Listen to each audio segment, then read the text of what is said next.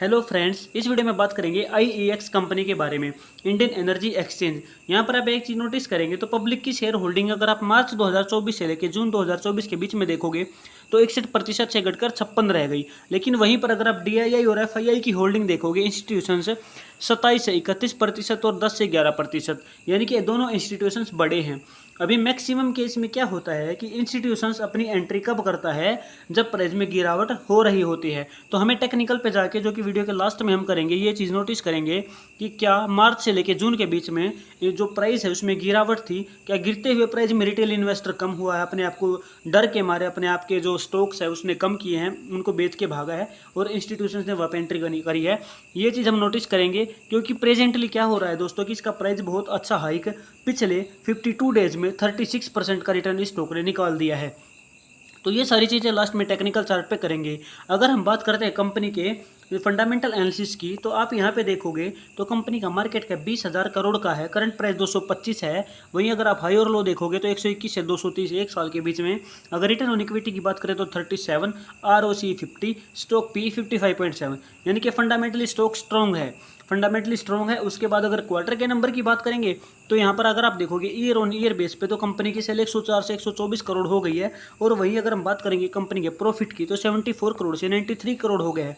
Earning per share भी बड़ी है, यानी कि क्वार्टर के नंबर, तो अगर हम बात करें क्वार्टर 1 के नंबर जो है वो शानदार रहे हैं और वहाँ से अच्छी ग्रोथ हमें यहाँ पे देखने को मिल रही है। अगर हम बात करते हैं कंपनी के ऊपर, कंपनी रिजर्व कितने रख रही है, तो कंपनी के रिजर्व जो है वो लगातार बढ़ रहे हैं और मार्च 23 के कंपेरिजन में आप देखोगे तो 695 करोड़ से बढ़ाकर 860 करोड़ हो गए हैं। वहीं अगर आप बोरोइंग देखोगे तो क्या कंपनी ने शॉर्ट टर्म या लॉन्ग टर्म कोई बोरोइंग की है, तो यहाँ पर शॉर्ट टर्म बोरोइंग आप देखोगे तो लगातार से जीरो है, यानी कि कंपनी मैक्सिमम लगभग कह सकते हैं कि डेब्ट फ्री है, क्योंकि यहाँ पे 2.84 करोड़ की बोरोइंग यहाँ पे हमें दिख रही है।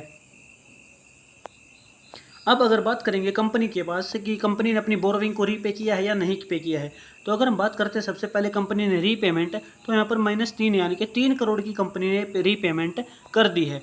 ठीक है दोस्तों, यानी कि कंपनी लगभग कह सकते हैं कि डेब्ट फ्री कंपनी है, कंपनी के ऊपर कर्ज भी कोई नहीं है। उसके बाद क्वार्टर्स के नंबर भी शानदार दिए हैं। वही इंस्टीट्यूशंस अपनी होल्डिंग बढ़ा रहा है। बस कमी क्या है, कमी यहाँ पर यह है कि प्रोमोटर के पास शेयर होल्डिंग जीरो है। यहाँ पर प्रोमोटर के पास हमें कोई भी शेयर होल्डिंग देखने को नहीं मिली, जो कि एक बहुत बड़ा ड्रॉबैक इसमें हमें देखने को मिला।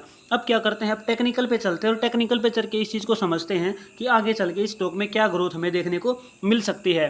टेक्निकल एनालिसिस में अगर हम चार्ट पर देखेंगे तो मार्च से लेके जून के बीच में प्राइस में गिरावट आई और फिर से प्राइस ऊपर गया और फिर से प्राइस में गिरावट आई। तो ये एक फेज था जहाँ पे पब्लिक ने अपनी शेयर होल्डिंग रिलीज़ की। ठीक है, उसके बाद से क्या हुआ, इंस्टीट्यूशंस ने यहाँ पे बाई किया और अभी आप देखेंगे तो इंस्टीट्यूशंस बहुत बड़े प्रॉफिट में, यानी कि अभी मुझे पॉसिबिलिटीज़ दिख रही है कि आने वाले क्वार्टर में यहाँ पे आपको इंस्टीट्यूशंस कम होता दिखेगा, क्योंकि इंस्टीट्यूशंस जब प्राइस में ग्रोथ होती है तो वहाँ पे वो सेलिंग करता है और अपना प्रॉफिट बुक करता है। अब बात करेंगे वीकली टाइम फ्रेम में, चीज़ों को समझना आसान हो जाएगा कि प्राइस में दोबारा गिरावट कहाँ पे आ सकती है। यहाँ पे आपको एक डिमांड जोन दिख रहा है, अगर प्राइस में गिरावट होती है तो उस डिमांड जोन पे आने की पॉसिबिलिटीज हो जाती है, जो कि लगभग 200 रुपये के आसपास है प्राइस। तो यहाँ पे अगर प्राइस में गिरावट होती है तो इस डिमांड जोन पे आने की पॉसिबिलिटीज हो जाएगी। अगर हम यहाँ पर पिवट इंडिकेटर यूज करते हैं तो आप देखेंगे तो R1 पे प्राइस ने सपोर्ट लिया और उसके बाद से हमें R2 का टारगेट दिया। अभी अगर प्राइस R2 पे सपोर्ट लेता है तो, क्योंकि यहाँ पे इस कैंडल में कोई परफेक्ट शेप नहीं है, या क्योंकि यहाँ पे जो सेलर है वो वीक, यहाँ पर सेलर पावर में है और बायर थोड़े से वीक हमें इस कैंडल पर नजर आ रहे हैं। अगर यहाँ पर दोनों इक्वल अमाउंट में होते तो पॉसिबिलिटीज होती कि अगली कैंडल डिसाइड कर देते कि प्राइस ऊपर जाएगा या नीचे जाएगा, और वहाँ पर मिनिमम 8 से 10% की ग्रोथ नेक्स्ट 2 कैंडल में हमें देखने को मिल जाती। अब प्राइस अगर यहाँ से रिट्रेस लेता भी है और एक रिट्रेस करता है तो R3 का टारगेट 244 का मिलने की पॉसिबिलिटीज बढ़ जाएगी। उसके बाद हमें अगला टारगेट 280 और 316 का मिलने की पॉसिबिलिटीज होगी।